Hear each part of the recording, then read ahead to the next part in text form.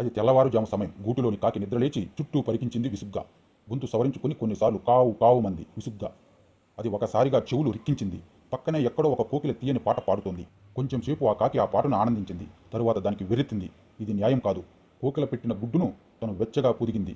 ఇప్పుడు ఆ పక్షి తనకన్నా ఎంతో బాగా పాడుతుంది. కానీ తను అసూయ పడకూడదు. ఆ కోకిల దగ్గర పాడటం నేర్చుకోవాలి అనుకుంది కాకి. కోకిలను వెతుక్కుంటూ కాకి వెళ్ళి చివరకు దాన్ని చూసింది. కాకి వైపు కోకిల కొంచెం అనుమానంగా చూసింది. అయినా కాని కాకి చాలా గౌరవంగా చూస్తూ, నువ్వు నాకు పాడటం నేర్పిస్తావా అని వినయంగా అడిగింది. తప్పకుండా, కానీ ఒక షరతు మీద అంది కోకిల. నువ్వు ప్రతిరోజు ఇక్కడికి తెల్లవారుతుండగానే రావాలి అంది కోకిల. కాకి తల ఊపింది.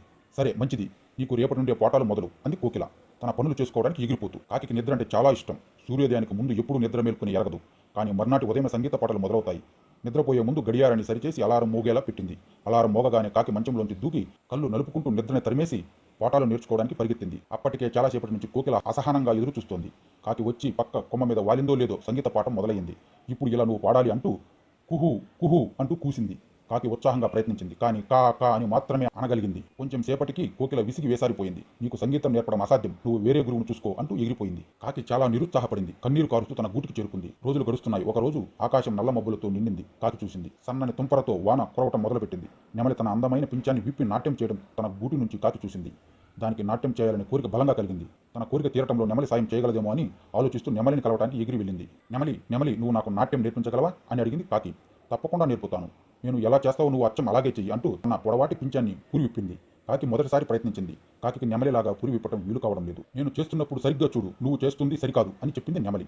కాకి ప్రయత్నించింది. మళ్ళీ ప్రయత్నించింది. కానీ సరిగా చేయలేకపోయింది. నెమలికి చాలా కోపం వచ్చింది. నువ్వు ఎప్పటికీ నాట్యం నేర్చుకోలేవు అని తిట్టి అక్కడి నుండి వెళ్ళిపోయింది. కాకి చాలా చింతించింది. తనకు పాడటం రాదు, నాట్యం చేయడం రాదు, ఒకవేళ తను అందమైన గూడు కట్టుకోవడం నేర్చుకోగలనేమోనని గిజిగాడు దగ్గరకు పాఠాలు నేర్చుకోవడానికని వెళ్ళింది. కానీ గిజిగాడు అసలు కాకి చెప్పేది వినిపించుకునే ధోరణిలోనే లేదు. నువ్వు ఎప్పటికీ నా గూడు లాంటిది కట్టలేవు గర్వంగా అంటూ కాకిని పంపేసింది. కాకి చాలా బాధపడింది. అసలు ఏ విషయంలో తాను గొప్పదో ఎలా తెలుసుకోవటం అని ఆలోచిస్తూ తన గూటిలో నుంచి కిందకు చూస్తున్నప్పుడు అక్కడున్న ఇంటి వెనుక వైపు పెరట్లో ఒక అన్నం ముద్ద కనిపించింది. పెద్దగా కావు కావమని అరుస్తూ తన స్నేహితుల్ని బంధువుల్ని విందుకు ఆహ్వానించింది. అన్నీ కలిసి కడుపు నిండా అన్నం మెతుకులు తిన్నాయి. అప్పుడు ఒక ఆలోచన వచ్చింది కాకి. తను పాడలేకపోవచ్చు, నాట్యం చేయలేకపోవచ్చు, అందమైన గూడు కట్టుకోలేకపోవచ్చు, కానీ తన ఆహారాన్ని చూసినప్పుడు ఇతరులను పిలిచి వాళ్ళతో ఆహారాన్ని పంచుకున్నట్లు మరి ఇతర పక్షి పంచుకుంటుంది. కోకిల కాదు, నెమలి కాదు, గిజిగాడు కానే కాదు.